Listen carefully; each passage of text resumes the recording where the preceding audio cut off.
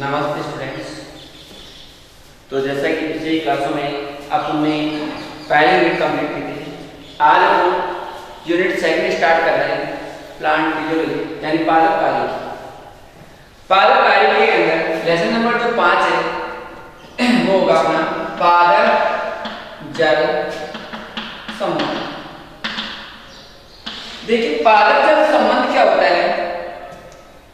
तो पादप जल संबंध के अंदर अब हम पढ़ेंगे कि प्लांट फिजियोलॉजी के अंदर फादर ऑफ प्लांट फिजियोलॉजी कौन है, father of Indian plant physiology कौन है। तो फादर ऑफ प्लांट फिजियोलॉजी जो है, फादर ऑफ प्लांट फिजियोलॉजी किसको माना जाता है? Stephen Hales. किसको माना जाएगा? Stephen Hales. और father of Indian plant physiology जो है वो किसको माना जाएगा? Sir J C Bose. क्लियर? ये दो क्वेश्चन आपको ध्यान रखने हैं। कौन कौन सा? कि फादर ऑफ प्लांट फिजियोलॉजी किसको कहा जाएगा? फादर ऑफ प्लांट फिजियोलॉजी को कहा जाता है स्टीफन हेल्स को, और father of Indian plant physiology किसको कहा जाता है? सर जेसी बोस को कहा जाता है।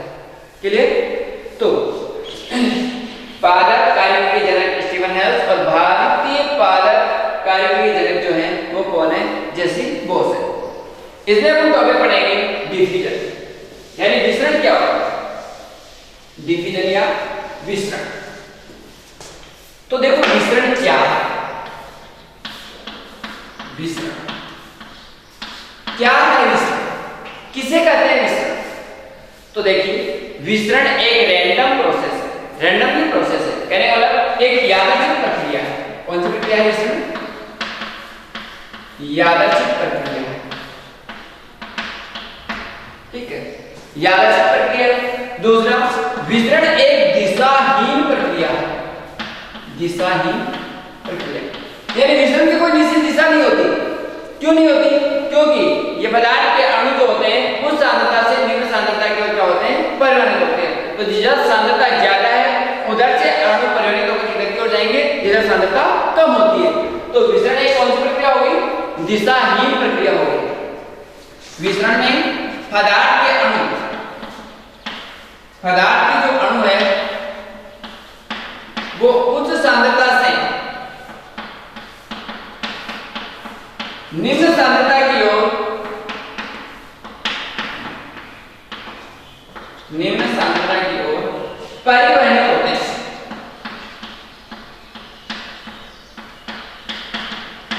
क्लियर? यानी क्या होता है विसरण में कि पदार्थ के अणु उच्च सांद्रता से निम्न सांद्रता की ओर क्या होते हैं? परिवर्तित। क्लियर? तो विसरण क्या है कि विसरण एक यादृच्छिक प्रक्रिया है, विसरण एक दिशाहीन प्रक्रिया है, इसमें कोई दिशा नहीं होती है। और विसरण में पदार्थ के अणु जो है आयन है वो क्या होते हैं कि पदार्थ के अणु आयन उच्च सांद्रता से निम्न सांद्रता की ओर समता परिवर्तित होते हैं। विसरण की क्रिया में, विसरण क्रिया एक प्रकार का निष्क्रिय परिवर्तन, निष्क्रिय परिवर्तन। क्लियर? कहने का मतलब विसरण की क्रिया में किसी प्रकार की ऊर्जा की आवश्यकता नहीं होती, ऊर्जा की आवश्यकता नहीं होती। क्लियर? तो विसरण की क्रिया में किसी प्रकार की ऊर्जा की आवश्यकता नहीं होती। तो एक प्रकार का कौन सा परिवर्तन है? निष्क्रिय परिवर्तन। तो अगर आपको पूछा जाए कि विसरण की क्या विशेषता होती है तो आप बता सकते हो कि विसरण यादृच्छिक है, दिशाहीन प्रक्रिया, उच्च सांद्रता से निम्न सांद्रता के पदार्थ के अणु का समता परिवर्तित होता है। विसरण की क्रिया में कोई एक प्रकार का निष्क्रिय परिवर्तन भी कहा जाता है और इसमें किसी प्रकार की ऊर्जा की आवश्यकता नहीं होती। ठीक है? इसके बाद में विसरण दाब क्या होता है? विसरण दाब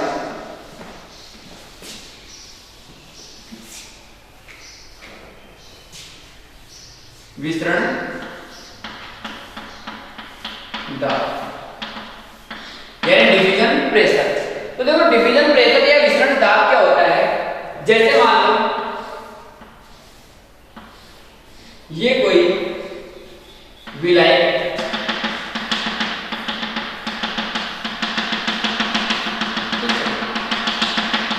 अगर विलायक है, अगर इस विलायक में किसी विलेय को बोला जाता है, ये विलायक और ये क्या है, विलेय। अगर किसी विलायक में विलेय को घोला जाता है तो ये विलेय घुलने के पश्चात इस विलायक में एक दाब उत्पन्न करता है। वैसे में घुलेगा तो दाब तो लगेगा, ठीक है। तो विलेय जब विलायक में घुलता है तो घुलने के उपरांत ये क्या उत्पन्न करता है, दाब उत्पन्न करता है। उस दाब को कौन सा दाब कहते हैं, विसरण दाब, यानी डीपी, डिफ्यूजन प्रेशर। क्लियर। तो डीपी किसे कहेंगे कि अगर विलेय को किसी विलायक में घोला जाता है तो वह विलायक के अंदर एक दाब उत्पन्न करता है। तो विलायक में दाब उत्पन्न होने वाला जो दाब होगा कौन सा दाब कहलाएगा, विसरण दाब या डिफ्यूजन प्रेशर, जिसको हम किससे प्रदर्शित करते हैं, डीपी से। क्लियर। तो किसे कहेंगे विसरण दाब, कि विलेय का विलायक में लगने वाले दाब को कौन सा दाब कहा जाता है, विसरण दाब के नाम से जाना जाता है। क्लियर। इसके अलावा जो पदार्थ के अणु का परिवहन होता है वो अधिक डीपी से कम डीपी की ओर होता है। किधर से किधर की ओर होगा, डीपी अधिक से कम की ओर। अगर विसरण दाब ज्यादा है तो ज्यादा से किधर की ओर होगा, कम की ओर होगा। क्लियर। क्योंकि अगर मान लो यह विसरण दाब बढ़ गया तो पदार्थ को बाहर की ओर परिवहन होगी, तो यहाँ डीपी ज्यादा है तो बाहर डीपी क्या है, कम है, तो परिवहन किधर से किधर की ओर होगा, अधिक से कम डीपी की ओर। यानी विसरण दाब ज्यादा से कम की होते हैं, उस सांद्रता से निम्न सांद्रता की ओर होता है, तो उस डीपी से निम्न डीपी की ओर पदार्थ के अणु का क्या होता है, परिवहन होता है। क्लियर। तो विसरण दाब की विलेय विलायक के अंदर जो दाब उत्पन्न करता है वही कौन सा दाब कहलाता है, विसरण दाब के नाम से उसको जाना जाता है। क्लियर। इसके अलावा विसरण की क्रिया को प्रभावित करने वाले कारक,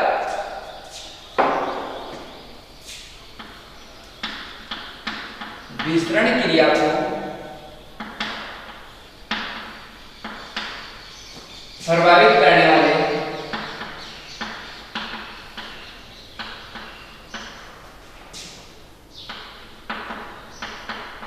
कारक, यानी कौन कौन से कारक है जो विसरण की क्रिया को प्रभावित करते हैं। तो कौन कौन से कारक है, तो सबसे पहले देखते हैं कारकों में कि पहला कारक है तापमान, टेम्परेचर।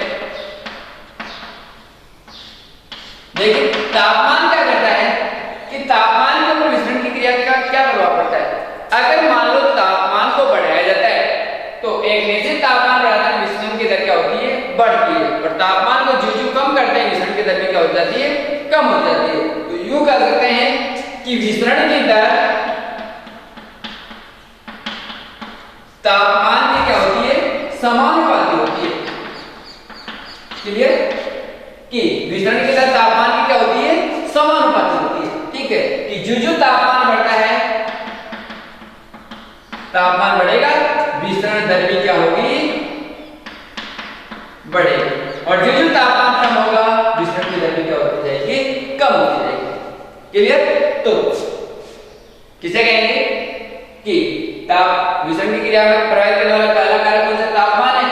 क्योंकि जो तापमान बढ़ाया जाता है विसरण की दर भी बढ़ती है, और जो तापमान कम होता है विसरण की दर भी क्या होती है, कम होती है। तो यूं कह सकते हैं कि विसरण की दर तापमान की कैसे होती है, समानुपाती होती है। क्लियर। दूसरा है दाब। देखिए दाब का क्या प्रभाव पड़ता है, सिंपल सी बात है कि विसरण की दर दाब की भी क्या होती है, समानुपाती होती है। यानी कहने का मतलब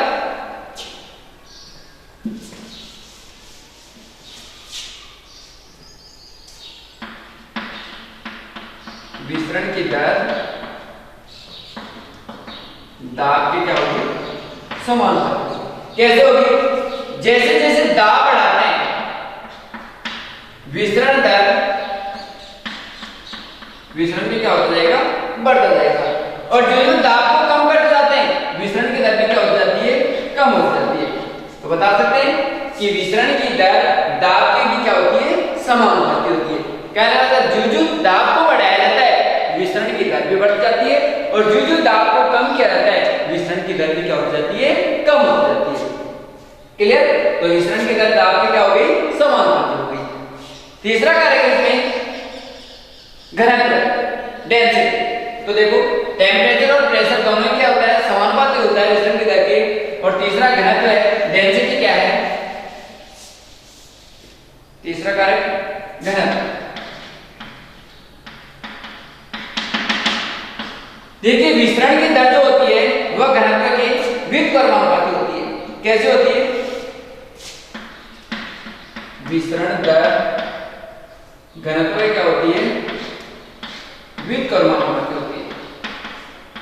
क्लियर? तो ताप और दाब के तो क्या थी, समानुपाती थी, लेकिन घनत्व का क्या है, व्युत्क्रमानुपाती है। तो विसरण की दर घनत्व की क्या होती है, व्युत्क्रमानुपाती होती है। कहने का मतलब अगर मान लो घनत्व ज्यादा है तो विसरण की दर क्या होगी,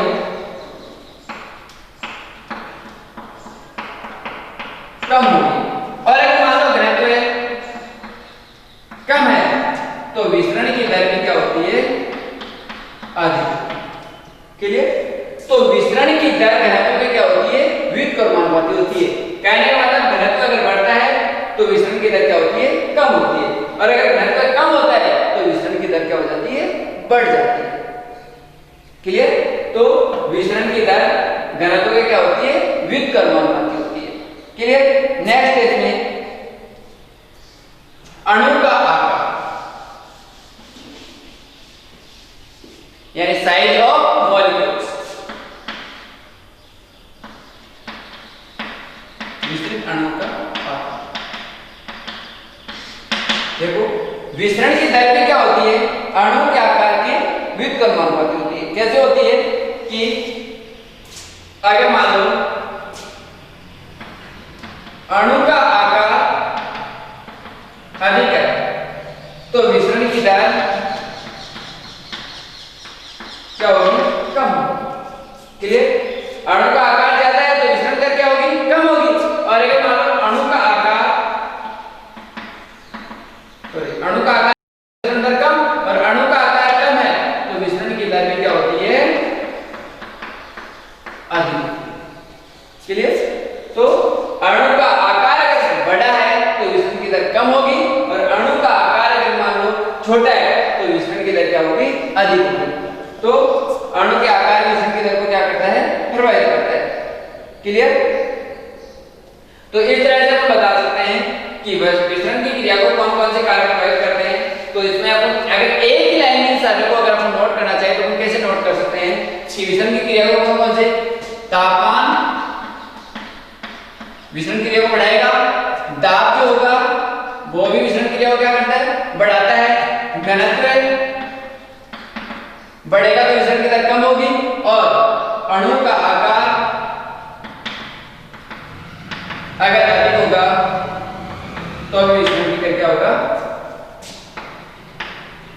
विसरण की दर क्या होगी, कम। क्लियर?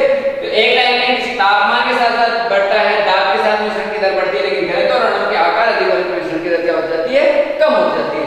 तो इस प्रकार से हम विसरण की क्रिया को प्रभावित करने वाले कारकों के बारे में बता सकते हैं। इसके बाद में है एक सुसाध्य विषय।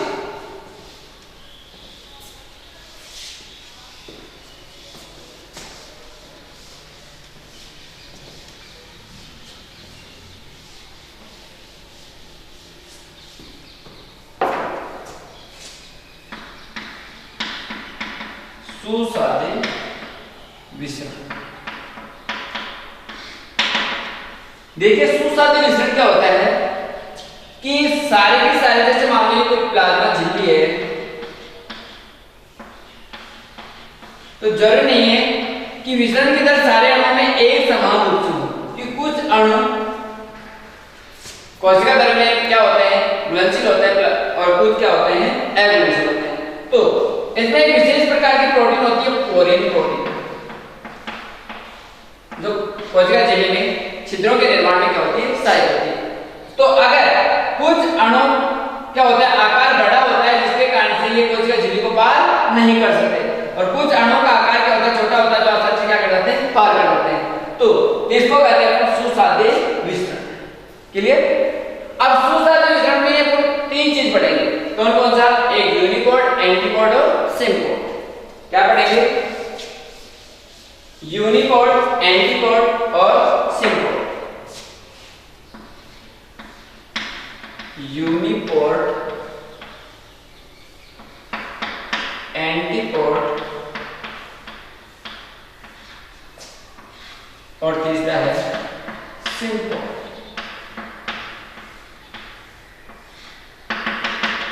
एक लाइन में तीनों के पास एक सिंपल सा डायग्राम बनाता हूं, आप इसमें आराम से समझ सकते हो।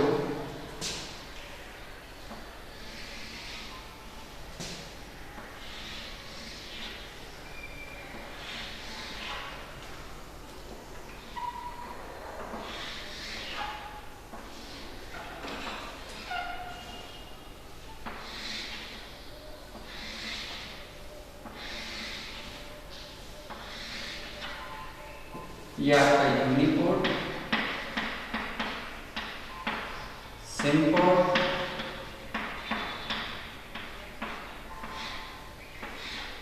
और ये अपना एंटीपोर्ट। देखो तीनों में क्या फर्क है? यूनिपोर्ट, सिम्पोर्ट और एंटीपोर्ट, क्या फर्क है तीनों में? तो तीनों सिंपल सी चीज है। यूनिपोर्ट किसे कहेंगे? अगर पदार्थ के अणु में से, ये क्या है, पदार्थ के अणु, अगर पदार्थ के अणु में से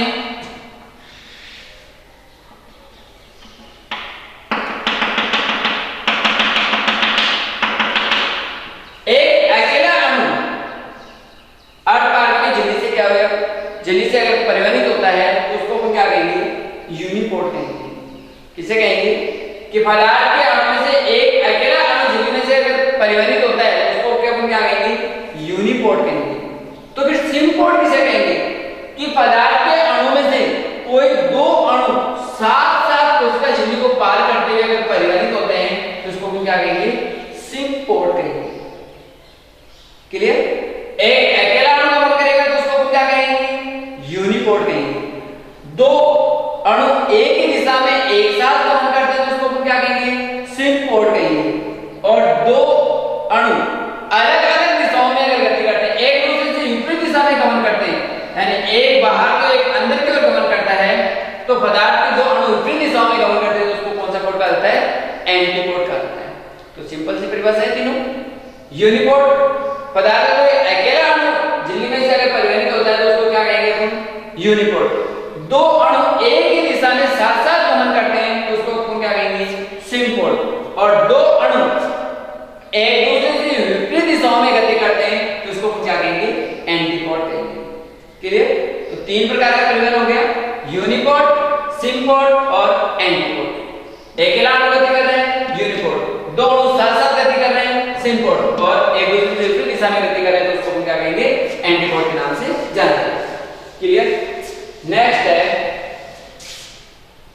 विसरण का महत्व।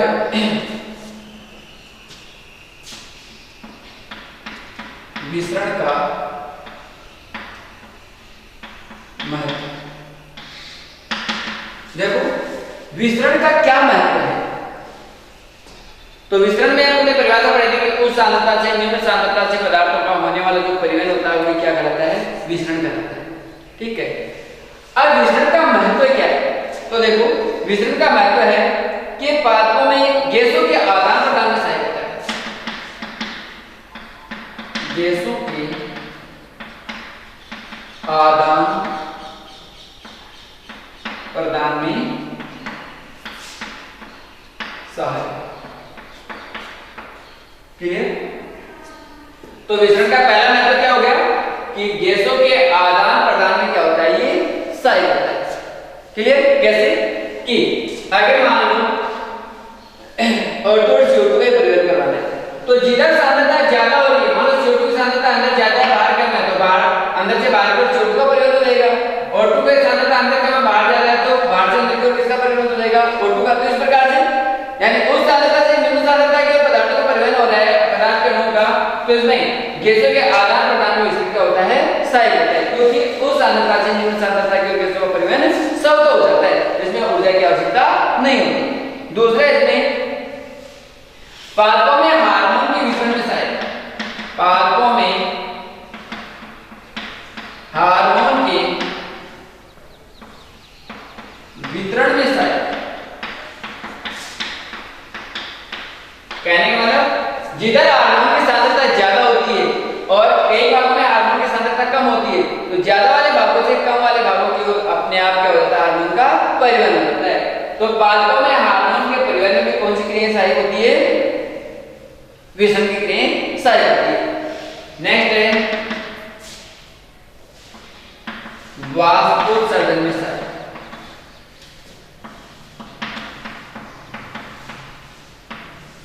वाष्पोत्सर्जन पत्ती की सतह से जल का वाष्प उड़ना ही क्या करेगा, वाष्पोत्सर्जन कहलाएगा, ठीक है। तो जब जल टेम्परेचर अधिक होने के कारण वाष्प बनेगा तो वहां ज्यादा होगी, बाहर आर्द्रता क्या है, कम है, तो पत्ती की सतह से जल वाष्प होकर क्या हो जाएगा, उड़ जाएगा, तो वो कौन सी प्रक्रिया कहलाएगी, वाष्पोत्सर्जन। वैसे पादपों में वाष्पोत्सर्जन एक अनिवार्य बुराई है, जो अपन वाष्पोत्सर्जन पढ़ेंगे। अनिवार्य बुराई क्यों है, क्योंकि अनिवार्य भी है और बुराई भी है। तो देखो एक चीज में दो चीज हो सकती है कि इंपॉर्टेंट भी और बुरी चीज भी है, लेकिन ये कैसी अनिवार्य बुराई, क्योंकि बुराई तो इसलिए है क्योंकि ये पादपों में जल हानि काफी मात्रा में जल की हानि करती है, तो जल की हानि करेगी तो वो तो क्या होगी, इसकी बुराई होगी। इंपॉर्टेंट क्यों है, क्योंकि ये पादपों में जल के अवशोषण में क्या होता है, सहायक होता है, और जल को नीचे से पत्ती के ऊपरी सतह तक पहुंचाने में क्या होता है, सहायक होता है। तो पादपों में वाष्पोत्सर्जन की क्रिया में क्या होता है, ये सहायक होता है। इसके अलावा निष्क्रिय परिवहन में सहायक होता है, निष्क्रिय परिवहन में सहायक, क्लियर। तो इस प्रकार से ये मिश्रण का क्या क्या महत्व है कि गैसों के आदान प्रदान में सहायक होता है, इसके अलावा पादपों में हार्मोन के वितरण में सहायक होता है, वाष्पोत्सर्जन में सहायक होता है, और निष्क्रिय परिवहन में क्या होता है, सहायक होता है। तो ये था मिश्रण का महत्व है। इसके बाद हम देखते हैं कि जो मिश्रण की क्रियाएं होती है,